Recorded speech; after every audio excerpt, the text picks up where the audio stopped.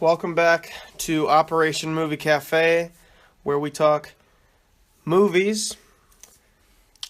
Usually two that we've seen this past week. Tyler and I just spent probably 25 minutes looking up shit about these movies and probably created an entire podcast. But now we're going to record it. Yes. Tyler, tell us the two movies we're going to talk about this week. So the first movie we saw was a movie called A Ghost Story, directed by David Lowery, starring Ben Affleck and Rooney Mara. And then Casey Affleck. Casey Affleck, not Ben Affleck. God damn it. Great start. But the second movie we watched was the Emoji Movie. By I don't know, because I don't care. What was his name? You just looked it up. I can't remember it. He directed Igor. So that gives you some. It'd be interesting if Ghost Story was about Batman and the Invisible Woman, though. If it was Kate Mara. Yeah. Be cool. And the Emoji Movie stars basically everyone. Yeah. You got, like, T.J. Miller and James Corden and Anna Faris as the three leads. But you even got fucking... I mean, you have... Probably Sofia Vergara. She's in it. Patrick Stewart's in it. I like how you said probably Sofia Vergara, and she is in the movie. I couldn't tell. I was like, yeah. I think that's her, but I don't know. It doesn't. You could have just guessed her name, and she would have been in the movie. It's not that far fetched.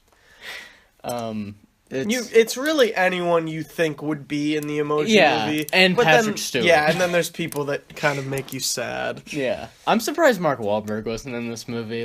Like the strong arm or something. Yeah. You know, something like that. Or like John Cena. Yeah. John Cena would definitely be in this movie. I'm surprised fucking Morgan Freeman wasn't in it as like the Father Time emoji. Yeah. Or like the first emoji, like they have to go to find the first emoji. Oh, that definitely would be like Emoji Movie 2. The quest Father Time emoji. Oh, that made me think of a scene in the movie, but that's a different thing. Yeah, I'll just write that one down. Do you want to get started on Ghost Story? Alright, so Ghost Story, directed by David Lowery. He actually made this movie with the earnings from Pete's Dragon, which I don't think a lot of people saw. I did. But, yeah, I definitely didn't. But I heard it was pretty good. One of the better of the Disney adaptations, evidently. And it's about a man who dies. He's unnamed. And he dies pretty early in the movie. That's not really a spoiler, and that's kind of the point of the movie. He comes back as like a sheet ghost, and it's kind of like stylized, like you're in a room and you see the sheet ghost just standing over everybody, but they don't see it, obviously, because he's dead. And it kind of gives you an insight on, maybe in that ghost movie when a ghost does something scary, maybe he's just... going through emotional breakdowns. Yeah. It gives a good backstory to maybe some of your ghost movies that you really wouldn't have expected. Like maybe the ghost in Paranormal Activity was just really upset about about life, maybe tough times. Maybe, yeah. And he basically just kind of goes through a journey learning about like existence and, what it means to be human and what life meant to him before and what he wished he could have done differently and love. And it's a really deep movie. Also, there's like no talking in it. Yeah, there's very little dialogue throughout the entire movie, which I found very interesting. Word of advice, if you want to eat fucking mozzarella sticks while you're in the movie, don't pick Ghost Story, because I got mozzarella sticks and I was eating it, and I was the only person in the fucking movie making noise. Very uncomfortable, because there's no talking. It's a very quiet movie. Yeah. Yeah. And you feel very close to the people around you. I felt like we were one big unit watching that movie. Yeah, I was very surprised no one left thinking this was a ghost movie. Because that happened with the movie A Monster Calls. Yeah. There was a bunch of people who left because they thought it was a monster movie and it wasn't. And like people that when they see It Comes at Night. Yeah. I don't think you saw it. I never saw that, but I But it's like it's sold as this like scary, intense movie, and at the end people were like, "Oh, what was that shit? That shit was fucking bad." And it's like, I'm glad people are I think maybe people are getting more open minds. Yeah, and that was the thing. movies. It's like when people were leaving the theater, I thought like, okay, they stuck through the movie, but I was expecting everyone to be like, oh, that was shit, even though Yeah. I liked it. But there's people who are like, yeah, that was a good movie. Like, it was interesting. And that's the thing is, I think a lot of people are overlooking. I think I might have brought this up on one of the other episodes. People are overlooking that word of mouth is what makes movies last now. Like, Yeah. Wonder Woman would have done exactly as good as Suicide Squad or the Ben Affleck one, Batman v Superman, if it was shitty like those. Mm-hmm. But it was better, so it got word of mouth. That movie's still in theaters. It's been like 2 months. Yeah. It's like Star Wars when it came out, and like Deadpool. Yeah. There's demand to see it. And I think people are getting sick of those like big budget movies. And don't get me wrong, I watch big budget movies. I watch the Marvel movies and the Star Wars movies. I love those shit. I love that shit. Those shit are good. But like, I think people are starting to maybe not be as judgmental right off the bat. Yeah. What was your thoughts on the film? I really liked it a lot. I was like extremely fascinated throughout. I couldn't really take my eyes off the screen. Like it's funny because it's a very, like, you would expect a movie with like no dialogue, or like some people would probably expect a movie with no dialogue, very little happening, to be a very boring movie. Yeah. But I found it to be very interesting. And it felt like a brisk movie. Like, before I think it's like 90 minutes around. Yeah, it was. But when I watched it, I was like, was that like 60 minutes long? Like, I thought it was very short. Yeah. And it's because it's so compact and it knows exactly what it needs to show you. And it just went over so well for me. Yeah. I think everyone did a great job. It got the message across perfectly. I mean, and the things I really liked, is the way they handled Casey Affleck's death. Because they didn't show him getting into an accident. Like in a lot of horror movies or stuff, you'll see a person getting hit by a car or in a car crash, and it's like the camera's head explode. Yeah, the camera's on the inside of the car, and like it's just like shaking all around. It's all, like it's supposed to be discombobulating, but it's just a headache to look at. Yeah. I like how they didn't show it. Like, they just showed you the aftermath. It's a panning shot that just comes across, and you just see him in the car. This movie's like from the Earth's perspective. Like, it's not even from. It's definitely not from Rooney Mara's character. I don't even feel like it's from Casey Affleck's perspective. It's from you're like a nature's different perspective. Yeah, you're a viewer watching Casey Affleck view the world. When he's a ghost, you feel like you're watching him do his thing. But when he's a human, you're not following him. No. Like, you're following the air, and like you're following the house's perspective of things. Yeah. And I think that was a really interesting take. And I love this movie. This movie's really good. A lot. Yeah. Probably definitely top 5 movies I've seen this year. Yeah. Oh, easily. I also like the character of Casey Affleck's, like, his ghost is interesting because, like, over time you could see him, like, adjusting to new things. Like, there's a Spanish family that moves in, or I don't want to, but they. They're Spanish. They're Spanish, and so they move in. So he starts watching them for a couple months, but then finally something just snaps for him, and there's a breaking point, and he just freaks out and destroys everything. And I felt like that was so interesting to me because, like, I thought, like, it was gonna be a story like, oh, okay, so he's gonna like this family and like kind of stay with them and watch them and protect them, kind of thing. But like, he was more just observing them, and then after a while, like, I guess something just came back to him and he just unleashed it all. Yeah, and there's brilliant tracking shots in this movie where, like, it'll be following him, and one shot will cover like 10 years or something. Yeah, you know? I love that. Like, he'll kind of be like he'll see a little boy put down a ball. This doesn't happen, but he'll see like a little boy put down a ball, and he looks at the ball, and then when he turns around, the boy's like, it's Christmas, like stuff like that.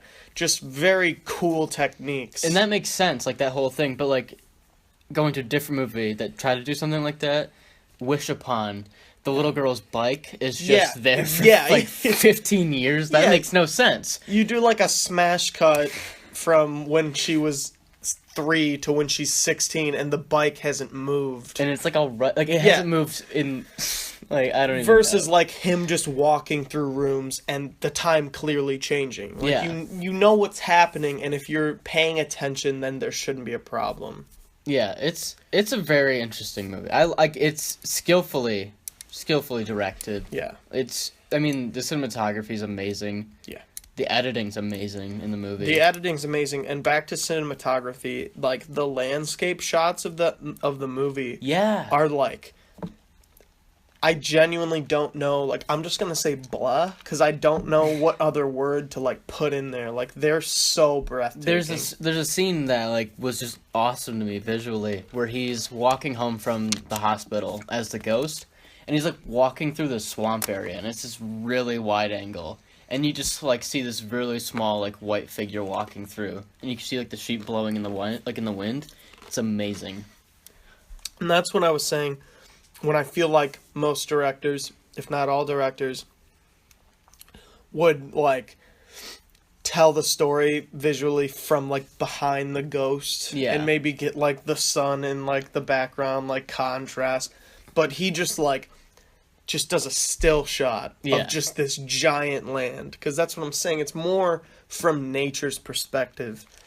And it's just like this guy trying to battle the fact that he's an omnipresent being. But it's not about him. Yeah. Like, it's about the world, you know? Very, and just... it hit comedic beats better than the Emoji Movie did. This is a really good emotional movie. Like, it gets you to laugh. It gets you to, like, feel sorrow. Yeah, sad. I cried. It's a great movie. Very, very, yeah. Now, there is, I'd say, one scene in particular that you did not like. I'd say that I love this movie, and it's 90 minutes of your time, and probably 87 minutes worth it. There's just this scene where... she's sad that he's passed away, and I understand 100% the meaning of the scene. She's eating this pie, and she's just eating it for a really long time, and she's visibly getting very upset, and she eats to the point where she feels sick, and then runs and goes through it. I like it in hindsight, like, given the time to think about it, I like it more. Mm-hmm. But while I was sitting there, I did turn to my girlfriend and say, am I being trolled? Because a part of me, it was happening for so long that a part of me thought that I was just going to watch that for the rest of the movie. Yeah. But, like I said, in hindsight, I think it's better. But I still think maybe a few minutes could have been shaved off. I don't know. I love the scene because when she starts out cutting off the pie, like, it's really clean cuts. Like, it's really precise. But then as, like, the scene continues, you see she gets more sloppy with eating it. Yeah. So it's like she starts off really fine, and like that's kind of like, I could be looking into this way too deep, but like that's kind of like her safety. Like she feels really safe and like, you know, has her guard up in the beginning. Yeah. But then it's like she continues to eat it, like eat away at the pie, like it's slowly. She just starts to like get more vicious at like. Yeah, I totally understand, and I think you're right. Mm-hmm. It was just, for me, maybe it hit me weird. Also, I was eating my mozzarella sticks. And it was a quiet scene of pie being eaten. And I was like, fuck, just fucking get back to the car crash so I can eat my mozzarella sticks. Get to a large Hans Zimmer blah in there. Yeah. Speaking of the music, though, the music was really good. Yeah, the music was really good, actually. Very ominous, but also comforting. And then there's an original song in there that's pretty fucking great. Yeah, it's a good song. The guy that did the music, like that composed it, he has his own band, and he wrote a song, and he sent it to David Lowery like 3 months before they were filming it. And David Lowery's like, I love this, and it became like a big player in the movie. And I think, like, now that I look back, I'm like, I can see how that might not have been in the movie originally. Yeah. But I think it serves the movie very well. It adds to the character a lot. Yeah, a lot. And pretty good song. They play it, I think, like, twice. I think twice. But, yeah, good song. And good connection with characters with that. Like, there's a cool transition of Rooney Mara's character listening to that with Casey Affleck. And then, should we get into spoilers? Well, I mean, we've kind of... Well, we didn't spoil a lot. Yeah, I guess. I was trying to dance around it with the music. Yeah, but like, so yeah, I guess it's the spoilers, but there's not really too much. I mean, yeah, there's not a lot to spoil with the movie. It's like Dunkirk. Yeah, there's not like too much. But like, there's a beautiful shot where she's like listening to the music in a flashback with Casey Affleck, and then it cuts to her in like real life, and she's just like lying on the ground, listening to the music, and like that was like kind of like her final straw, because in the flashback, she like after hearing the song, she just walks away from Casey Affleck, and then after she hears the song in present day, she walks away from the home and moves away. And also we should mention that the music that he's letting her hear is his song. He records music. Yeah. And so she's listening to the song after he dies, and it's kind of a whole new meaning for her. And I like how it's conveyed that she's upset after she's done listening to the song, because throughout the flashbacks you see she's trying to like pry at him and be like, what do you want? Like, how do you feel? And he's just very like, I'm doing something with my hands you can't see. I'm doing a crossing motion with his hands. Crossing motion. I'm done, you know, I can't really, like, convey my emotions. And you can tell that she's, like, kind of like, fuck you. Like, you could spend so much time making this song about everything you're feeling right now, but you couldn't just tell me, and we're supposed to be in this together. Yeah. And then she kind of realizes when he's dead, like, that was kind of the way he wanted to tell her what was going through his head. At least that's what I took it as. How'd you feel about the scene with the guy talking about, you know, everything? I think that was probably my least favorite scene in the movie. Yeah. Not so much in the fact that I mind that he was, like, kind of talking about the whole... I guess people say that scene was just him explaining the entire story. I didn't find it, like, annoying in that sense. I just personally didn't like the character. Yeah. I feel more like it was less... This is kind of where I think audiences are divided. Sam, our friend Sam, he was in Germany. He was saying that kind of like everywhere you look, people are on opposite sides. I personally think that he was summing up exactly what the movie's not about. Yeah.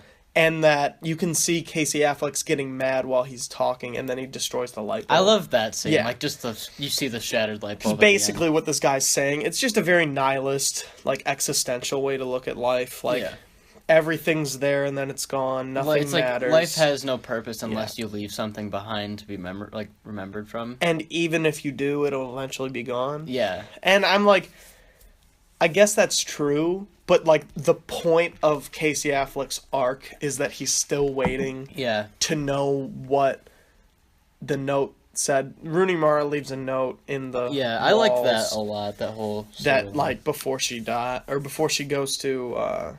before she moves away. Yeah, moves out. And he's trying to get into the wall where the note is. Mm-hmm. And that's kind of like his whole purpose. And this guy's just saying that none of it matters. Yeah, I mean, there's... So, I think it's personally saying the opposite. Like, you have to make your life matter. Like, sure, we'll all be gone eventually, but you have to make it count. There's so much that works in this movie. Like, for me, like, there's this great visual that anytime someone's, like, kind of given up their ghost form, like, the sheet just drops. And, like, anytime that happened, like, it was just, like, I just felt like a sinking feeling in my chest. Like, it was just, like, heart-wrenching. Like, because there's, like, other ghosts that he interacted with in the movie, and some of them just, like, there's one that just disappears, and when it does, I was, like, shocked that it happened. Yeah. This movie is really... I recommend it a lot. Yeah, I really recommend this movie. If you like movies at all...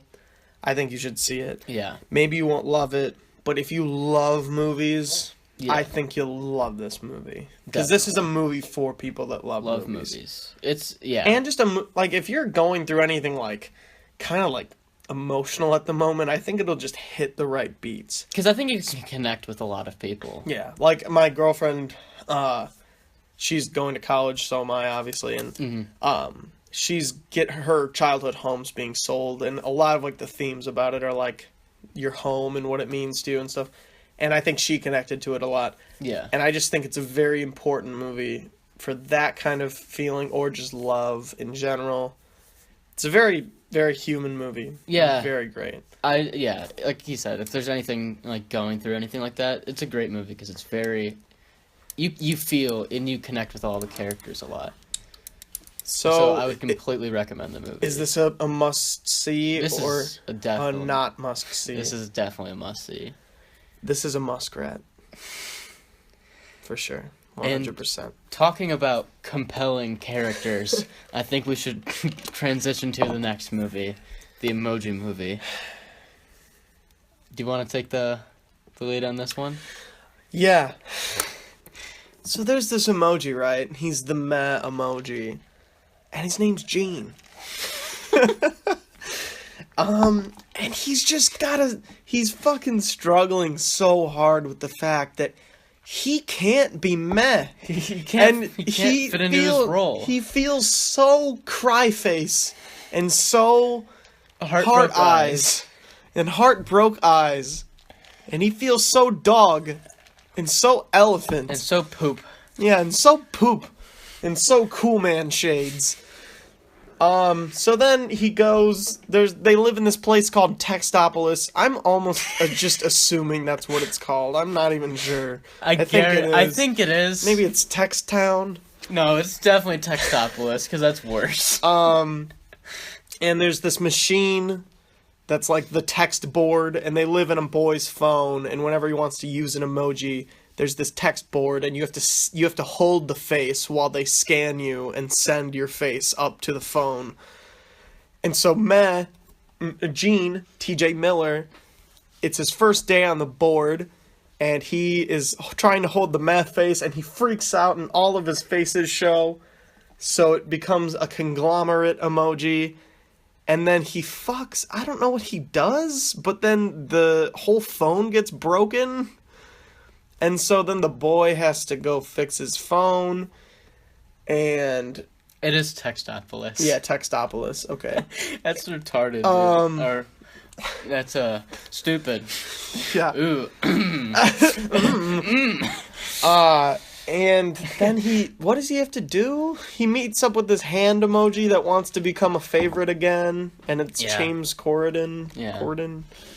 And then they go to a jailbreak thing so that he can become... Oh, yeah, he's trying to fix himself so he can become just meh. Yeah, he doesn't... He needs to fit in. But maybe everyone learns a little something about showing multiple emotions. Maybe, Tyler. Maybe. I don't know.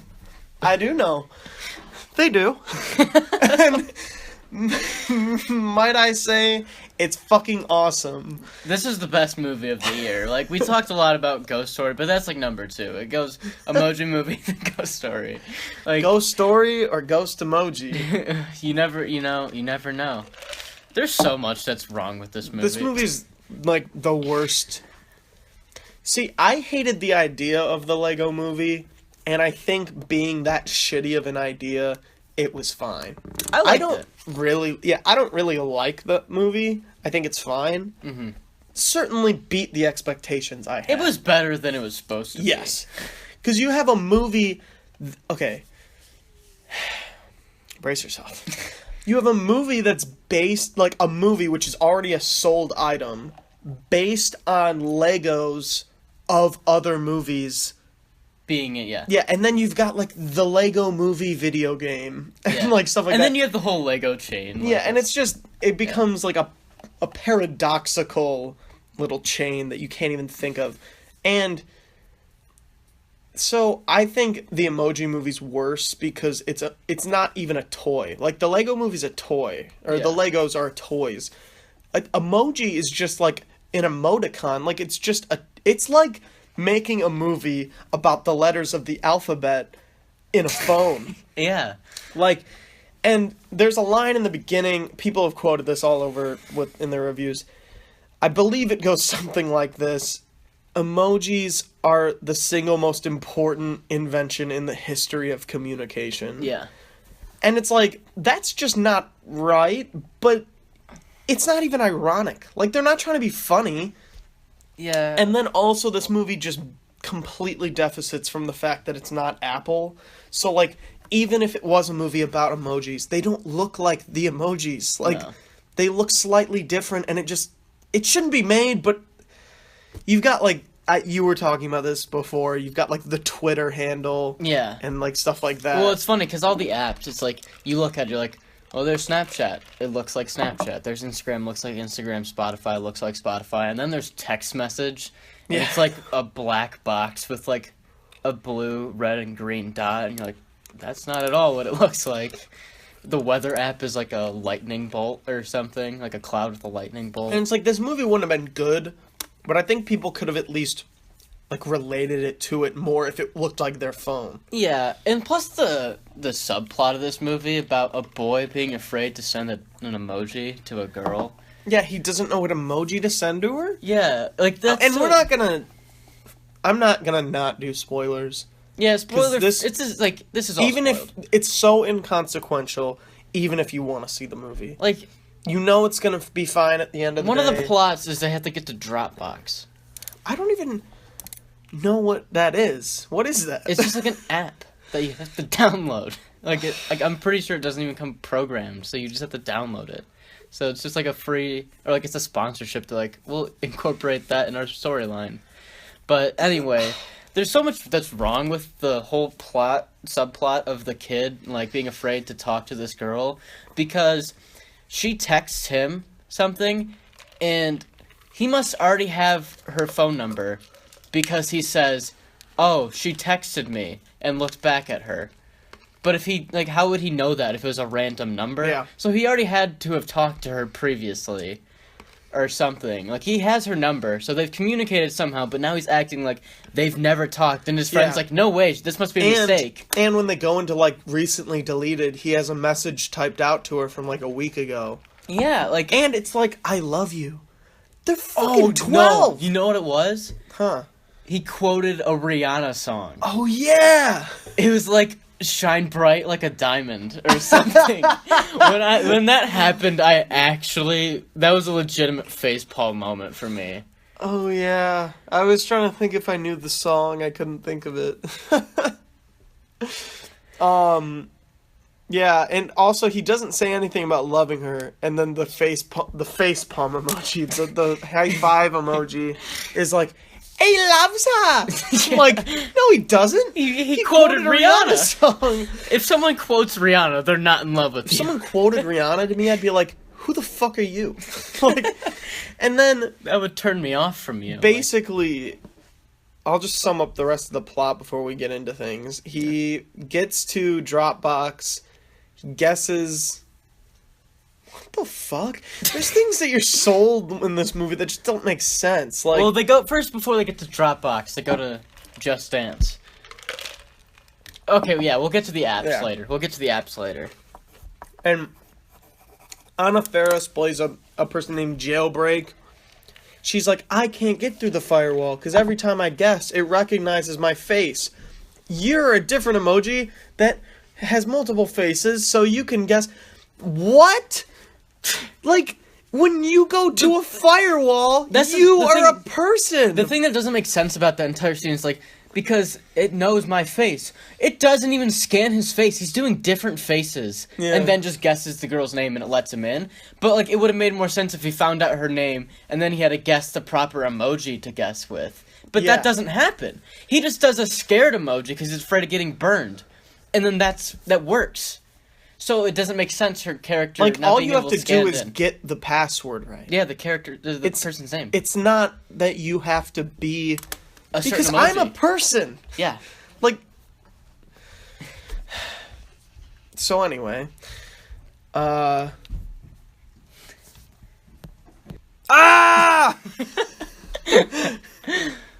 We're back.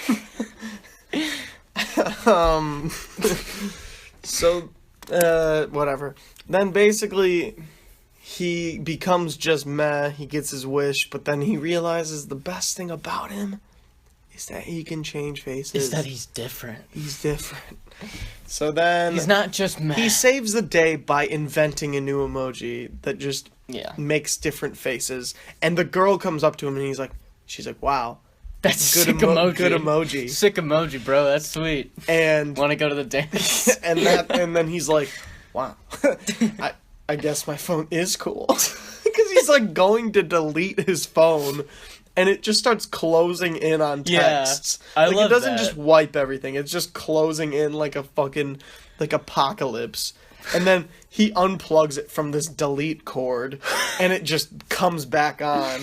And then they're like, "Oh, great, May, you saved the day!" Woo. Oh God, some things I want to talk about. Oh, this is something we didn't talk about. Comparing this to a Ghost Story, the budget of a Ghost Story was $100,000.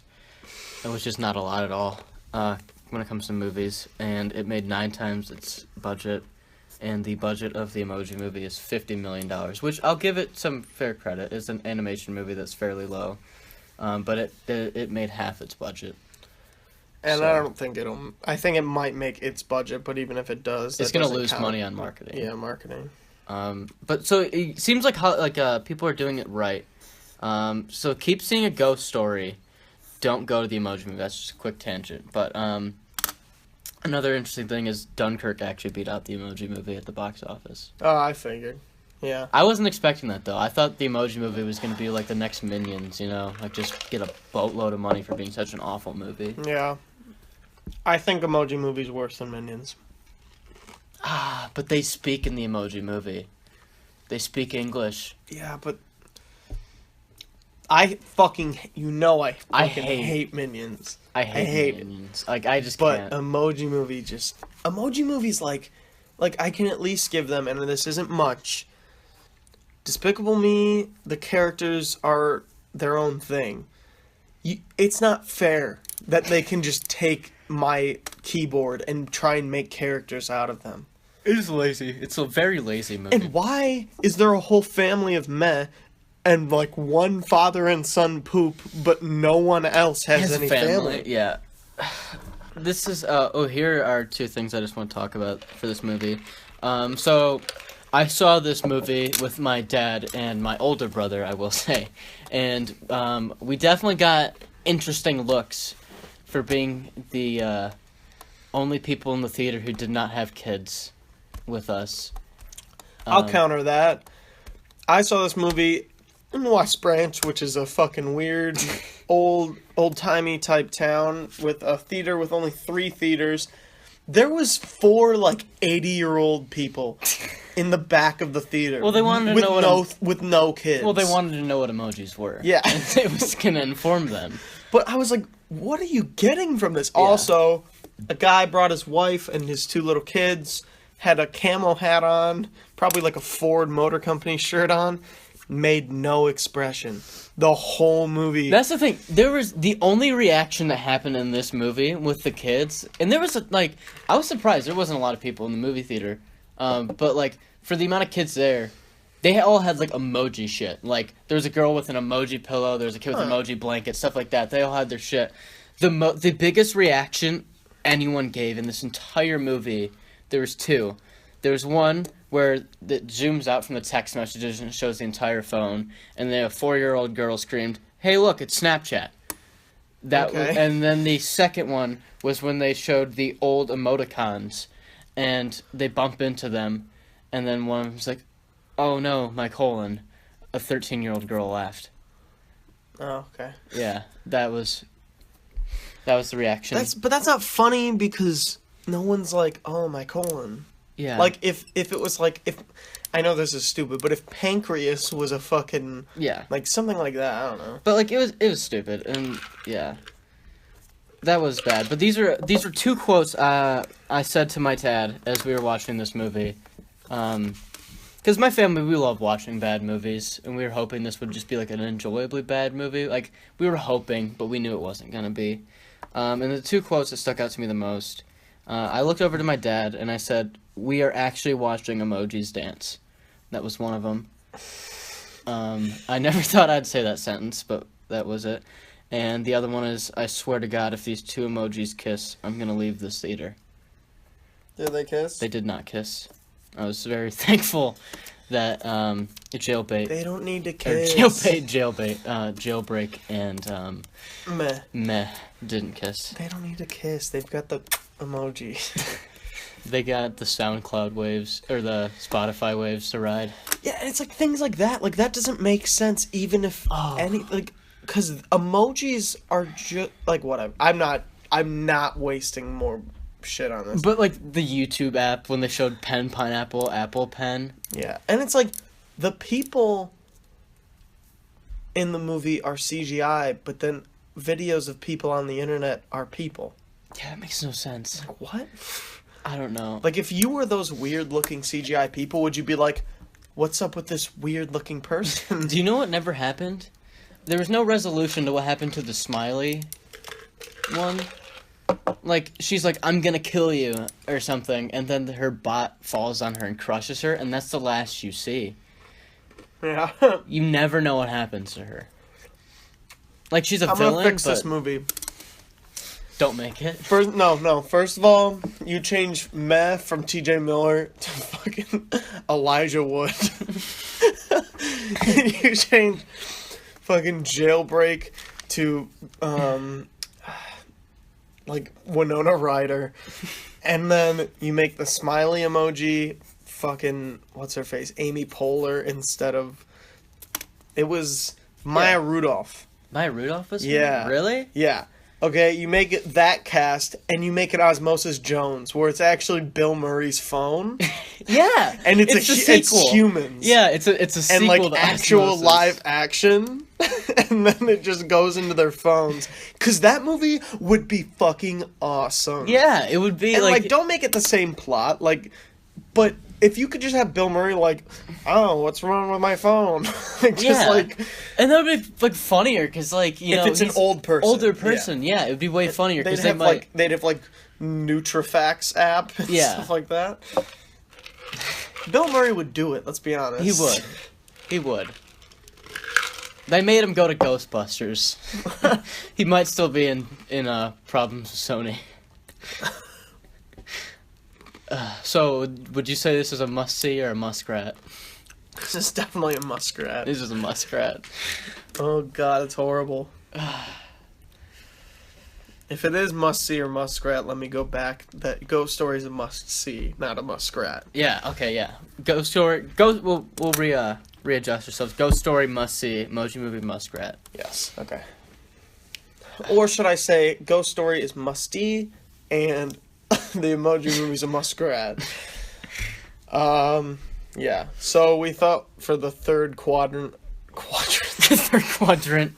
The third sector. The third of this, we would just talk about our favorite dumb kids movies. Maybe we liked them when we were kids, and we go back and they're still a fun, dumb time, which is what the Emoji Movie should have been. And our favorite ghost movies.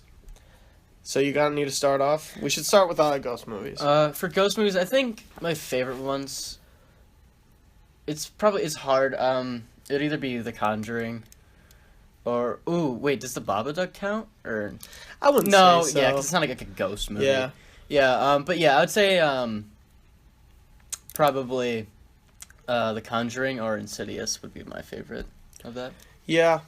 I like Insidious a lot. I also like Insidious 2. Insidious 2 It's not amazing. It's not amazing, but it has one brilliant scene. I love The Conjuring 1 and 2. Yeah. James Wan is just amazing. Yeah. And Insidious 3, good Oh movie. my god. Insidious and 3. Annabelle. Ouija, Wish Upon. And also great movies. this is a good way to gear up for next week. We're going to be talking about Annabelle, right? Or is that 2 weeks from now? That's 2 weeks. 2 weeks from now. Also, I'd like to say that Paranormal Activity, the first one, is great. It's definitely been watered down because of the other ones. The but Ghost it's great. Dimension, if you're really, really tired, watch the last 30 minutes. It's the best thing you'll ever watch. It's horrifying. It's one of, the most, complex movies. That, still makes no sense. Yeah, they don't know how to explain what they're trying to do. They're like, oh, you can see ghosts because there's 6 batteries in this camera. Okay. And then kids movies. Oh, Ghostbusters. I like Ghostbusters. Yeah, Ghostbusters. I mean, I wasn't really thinking of that. Yeah, I wasn't thinking of comedies, but if we're gonna go... Well, the 2016 Ghostbusters, right? No. No? Ghostbusters with Osmosis Jones. Yeah. Yeah, no. And even... Ghostbusters would also be kind of a movie that's a dumb kids movie. Yeah. It's kind of dumb, but it's fun. I like it a lot. I think for my dumb kids movie, I'd go with a movie called The Last Action Hero. Oh, with Arnold? Schwarzenegger? Yeah, doesn't he say, fuck Rambo? Not... No, it's like, a little scene. There's a scene where it's like, he tries to prove that Arnold's an actor. And, a lot of people hate the movie because they're like, But like the thing is, I rewatched it. It's not bad. I think it might like people just didn't really understand it. Like it's just a big satire, really, of like overblown Hollywood movies. Like, yeah, sure, the main kid's kind of annoying, but it's fine. Like it's a fun movie. I'm gonna play an actual clip of the kid.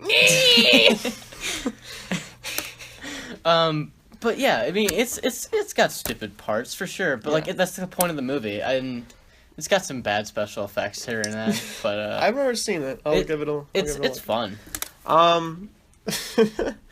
A great fucking kids movie I like, Slender Man, the game. No, I'd say the High School Musical movies.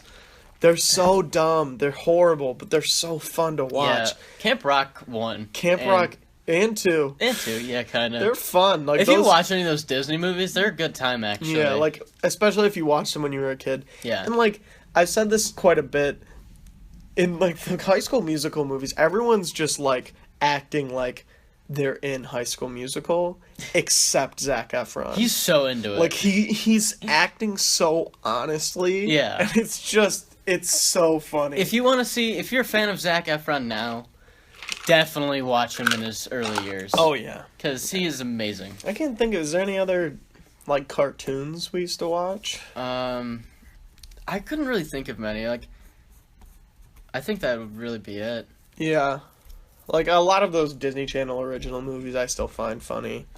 Yeah. But, like, the SpongeBob SquarePants movie, I don't think it's bad. It's not bad. Like, yeah, I was thinking some of of that that kind as of like a stuff. kid movie, but Or, it's like, not bad. Shrek, when you go back, it's even better. It's better now than it was. And, like, the Pixar movies, obviously. Yeah.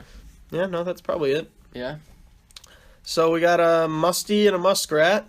Mm-hmm. Next week will be Detroit, Dark Tower, I want to say. Dark Tower, and Kidnap. Kidnap with Academy Award winner Halle Berry. So look forward to that. Look forward to that. I'm Ian.